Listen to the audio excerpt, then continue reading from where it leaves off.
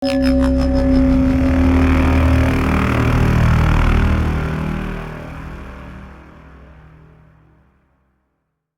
are looking for Jason this month. All through every Friday, we are celebrating 45 years of Friday the 13th by picking one of the Friday the 13th Jason movies, and we're going to be discussing them. Hi, I'm Charlie, this is Stevie, and we are Chillin' Popcorn, and welcome to the very first Halloween Friday.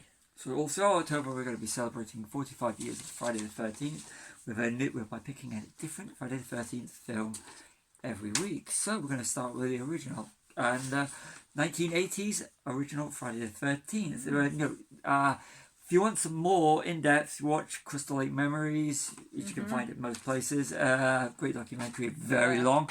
Or I was watching the Joe Blow movie ones on YouTube, which are good. It gives you a little bit of a shorter bite-sized thing of each Halloween movies. But there are plenty of stuff out there on Friday the 13th. We're just going to be discussing this movie. I've got some trivia as usual from IMDb, which we will get into. So the original Friday the 13th was made on a budget of $550,000. It generated worldwide 59.8. Now the original Friday the 13th was made because the producers wanted to basically get the Halloween money. They wanted to slice the Halloween cake, so they openly admit that this was a rip-off of Friday the 13th of Halloween 1978. John Carpenter's masterpiece, and to a lesser extent Psycho, which you can actually see, especially with Harry Manfredini's music. It's got more psycho than Friday than Halloween it does. Now, so Halloween was made on a budget of $325 million and generated 47 worldwide. So worldwide, Jason, even though it came out 2 years later, was the big winner on that one. Yeah. But so you know what? We usually do trivia. When we do Bad Movie Mondays, we usually do trivia, but I'm just going to leave that bit out for now. Yeah. We might come back to some trivia on this one, but it was released in 1980. Stars Betsy Palmer, Adrienne King, Janine Taylor, Robbie Morgan, Kevin Bacon, the legendary Kevin Bacon, Harry Crosby, Laurie Bartram, Mark Nelson, Peter Brower. Okay, can I just cut in there? Who is the most famous member now of that cast? Kevin Bacon. Because I don't think I've heard of any of them. It's like 1984's Nightmare on Elm Street. Who's the most famous cast member? Johnny Depp. Johnny Depp. Yeah. So, two of the greats. I'm actually going to go to some trivia. John Trevini was one of the first crew members on board for the film because the producers idolised his makeup effects in Dawn of the Dead. If you look at this, and you also look at Friday the 13th Part 4, Tom Savini is just a legend. Jason is not mentioned by name until 1 hour 16 minutes into the film. After the film's success, Adrienne King was stalked by an obsessive fan. So terrified, she asked her role in Part 2 to be as small as possible. She would have been the Laurie Strode character. She would have been, They did something similar with Tommy in 4, 5 and 6. We will actually be covering 5 in a later episode. Yeah. So Sean S. Cunningham was so sure that the title Friday the 13th would sell the movie alone that he took out a full page in Variety, and over the 4th of July week in 1979 without a script or even a premise, and it worked. So maybe that's what you've got to do. So the money was put up before they'd even come. Maybe that's what you got to do. Maybe you've just got to advertise, make a trailer for a film, and then actually write the film. So I was like watching, with all the stuff with being a Halloween ripoff. It's kind of like the Monkees were a prefab four of the Beatles, and this is what Friday the 13th is. It is, You could argue that either Friday the 13th or even Psycho, and there are more obscure movies out there which you could also argue is the first slasher movie. Yeah. But for me, obviously it was Halloween. For me, you could argue it is the first slasher movie. But Friday the 13th took it and amped it up. But does this make it? This is like the Monkees to Halloween's the Beatles. Yeah. But does this make it any lesser a movie? That's the big question, which I really think we're going to be pondering with this. Yeah. But I want to go start and ask you, which do you prefer, the Halloween movies? Do you prefer the original Halloween or the original Friday the 13th?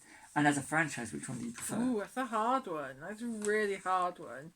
Considering I hadn't watched either since I met you. Yeah, before you met me. Until I met you. Yeah. I hadn't seen either of them until I met you. So I don't know. I actually think Halloween is my favourite. I know. As an original and as a franchise.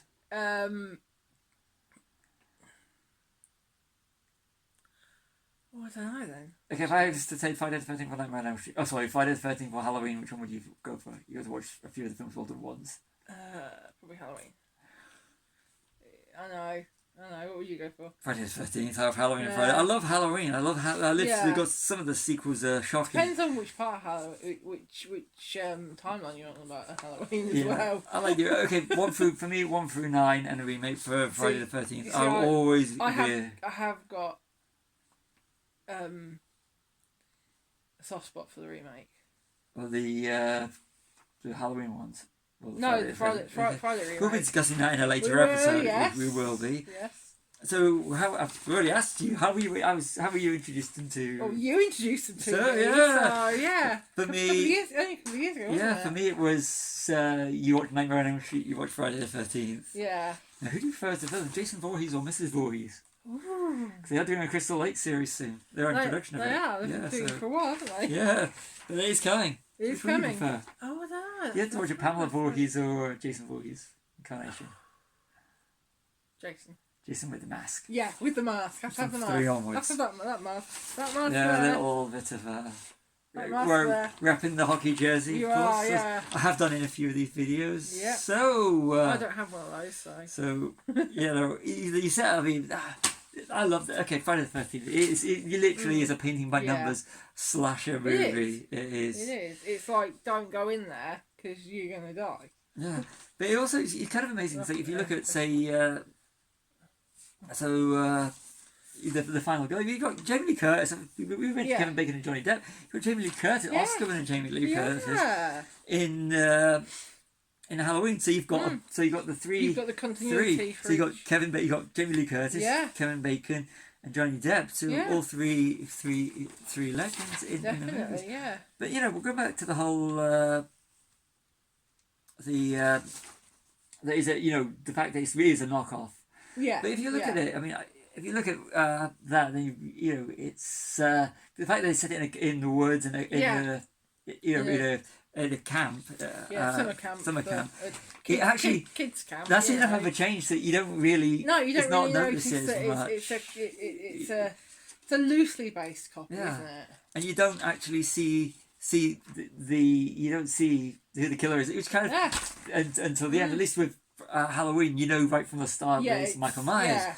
Yeah, and Nightmare, it's Freddy, but this one you don't. No, you don't, and you're like leaving. It's kind of like a bit of a Scooby-Doo thing. Who's the killer? Sort of thing. Before you can find out they've killed off all the people that you could have been. And there's until you're left with Annie, the final girl. Yeah. Which is which I think is pretty cool. Which we won't go into we won't go into the later ones where they changed it to Tommy, which is also something they did with another franchise for the sequel. Yeah. But the film takes place on. I'm going to more trivia. I am. Yeah. To Friday the 13th, 1958, and present day, which would be 1980. In real life, June the 13th was on 1980. So, so he's not mentioned. Jason's not mentioned till 1 hour 16. So they basically made a franchise upon a character that's not really mentioned until till the climax of the first movie. But the thing is, spoilers. Yes, we're going spoilers because you're going to watch it. Yeah. Jason's not even the killer in this one.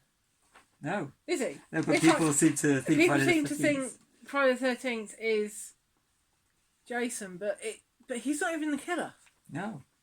It's Pamela. It's his mum. Mrs. Voorhees. Mrs. Voorhees, because Jason apparently died. Yeah. It's only for the sequel that they brought him back. So Pamela doesn't even... Jason's not even in it. No. Is he? He's mentioned. He comes out the water at the end, but is it a dream? At the end. Yeah, that's the whole thing. Is it a dream that she's had? Because she's heard these stories. And is she dreaming it? Yeah. Because when she asked the cops, they didn't find nobody in the lake. They didn't find anything. He ages really fast when he comes out the water. So It is. So anyway, yeah, you're not. What else you got? So look at the importance of the location. You got Crystal Lake Yeah. versus Haddonfield. Yes. I think Haddonfield is more of a, by changing, like we mentioned earlier, that by changing the location, it makes it feel less like tracing of Halloween. But and having the cabin reminds me of a film that came out about 3 years later, Evil Dead. Evil So when Dead. I'm watching it, I'm fearing more Evil Dead when I see Cabin in the Woods. It's and Summer Camp, Yeah. even though it's just Cabin in the Woods, Evil Dead, which is groovy, Yeah, groovy. and the off-screen threat of the killer, which we don't know who the killer is, like we said, to revealed at the end. Yeah. Michael Myers is a killer with no motive. Yeah. Well, it's when you reveal it's the mother over trying to save you because they killed her son. Well, they didn't kill her son, but because they let him drown. But they were out. It wasn't that group of counsellors, was No. it? It was another group that she's taking revenge on all counsellors and anyone that's going to counsellors. open up Camp Crystal Yeah. Lakes because she blames for the. Yeah, she blames. Well, I think she blames the owners of the camp, doesn't she? Yeah. So. I said it's Annie that set up as the final girl. It's not Annie. It was. See, Annie's the girl at the start, so I apologise for the continuity. For the Alice, isn't it? Alice. I don't know, because I don't think you wrote that down, did you? No, I did not. You see, we're doing these.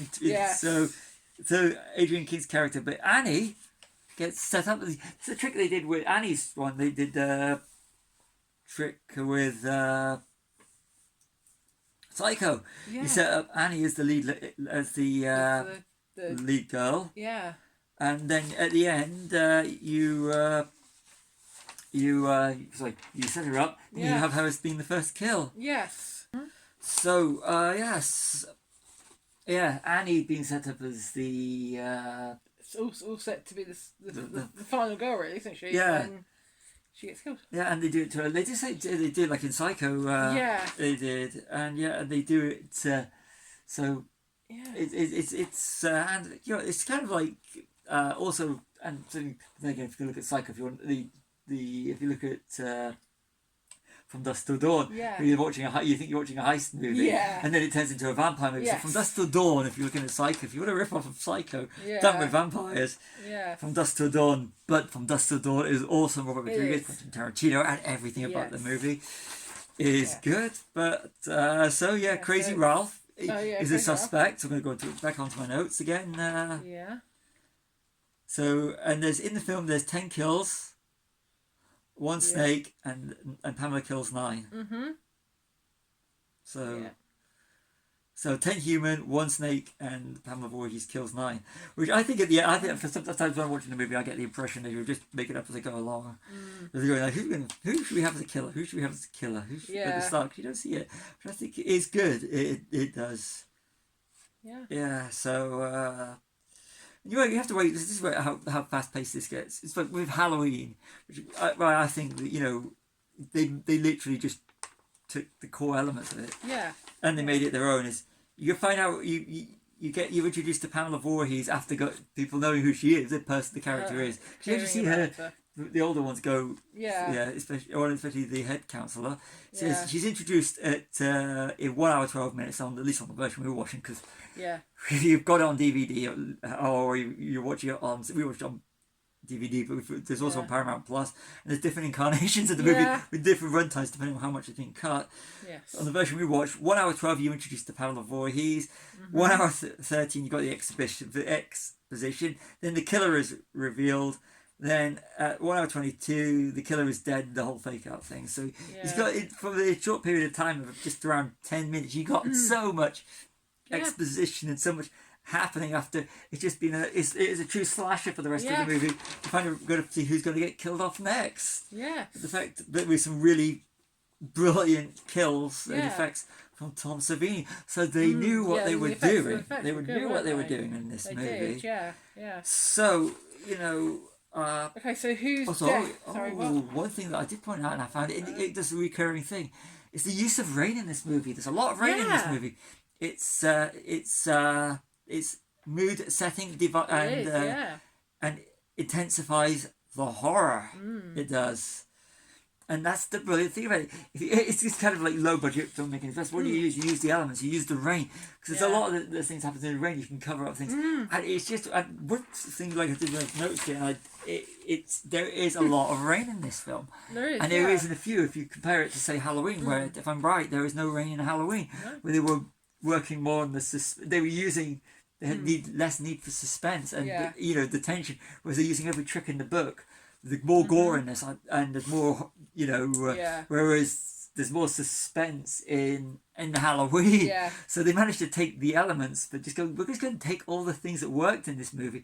But they did lose this, because with the Halloween, you're more on the edge, especially even if you look at the Halloween Kills and Halloween Ends. There's more suspense in those and there's more character development. Yeah. Whereas, and the same with the original Halloween with Laurie and everything, you don't want these characters even in the original, with Alice, she's not as you want her to live like you did with Laurie. Yeah. It's more of a they built it all up for, like I said, to make for cash in, to make some real money, and they did make the money. They did make the money. They made more than from what we've discovered, more than Halloween. Yeah. And it kickstarted a franchise that was that for a long period of time had more longevity and was making more movies than the Halloween movies. How many movies are there? Altogether now 12.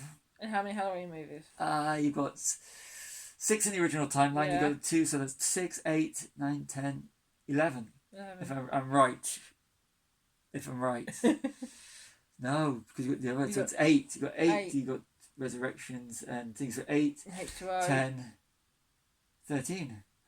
I may be wrong. We may be wrong here. We haven't actually done. This is just off the top of his head. So we will come back with the facts. So probably maybe over time. But so if you know what's right, stick it in the comments. Yeah, but don't come at us for it. So like I said, if you want pure facts, just watch some of the documentaries and shorts that we mentioned at the start of this film. So So yeah. I don't think it's. So quick question. Yeah. Which was your favourite death in this film? Whose was your favourite death? If you can't remember the character, because I can't remember the character. I'm gonna have to go with, because just like the way it was done and the ingenuity which you can see, it's. I've got 2. I've got Annie at the start, because this is the way it was done. And the throat. Yeah. And you got the legendary one, which is of course the cutting off of Betsy Palmer's. Betsy, that's Beth Palmer. Yeah. But the one that always stands out, probably mostly because how famous he is now, is Kevin Bacon. Yeah, I was thinking. But how clever it is! But then there's also, I can't remember who it is on the archery range. Yeah. As well. That's it. Yeah. That's a good one. I like the fake out before, wouldn't it? Yeah. So yeah. Yeah. So which one are you gonna go for? Probably Kevin Bacon's. Yeah, Kevin Bacon. You know how they do it, but it was just, at the time it was brilliant. Yeah, definitely. It was brilliant. So do you think this is just, we're going to end it with just this, is this a knockoff of, it was a knockoff of the Halloween, but does it stand its own? It sounds like something, yeah, definitely. You can't tell it's a knockoff. It's Crystal Lake versus It's Haddonfield. different. It's got a different feel to it. I don't know, it's set in like the woods and it's wet, and there's just a different feel to it than to Halloween. Yeah. I do. That's why it took me a while. But when you see it, you do see it. Yeah. And the music's psycho. Oh, the music's so good. And it's psycho. It's so psycho. It yeah. Is. So, but and of course you got the. Yeah. Which is just Pamela Voorhees. Yeah. Is. Really but good. So that's good. But. So yeah.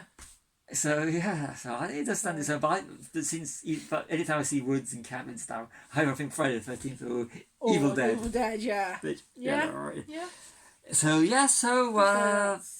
thank you for watching this one. We will be back next week with another one. Yes, we will. What are we doing next week? We are doing next week. You see, I've got the note in my hand actually right now. Friday the 13th, part 5, A New Beginning. Yes. So we're going to go to part 5. We are, yes. So I've been Charlie, this has been Stevie, we are Chilling Popcorn, and like and subscribe.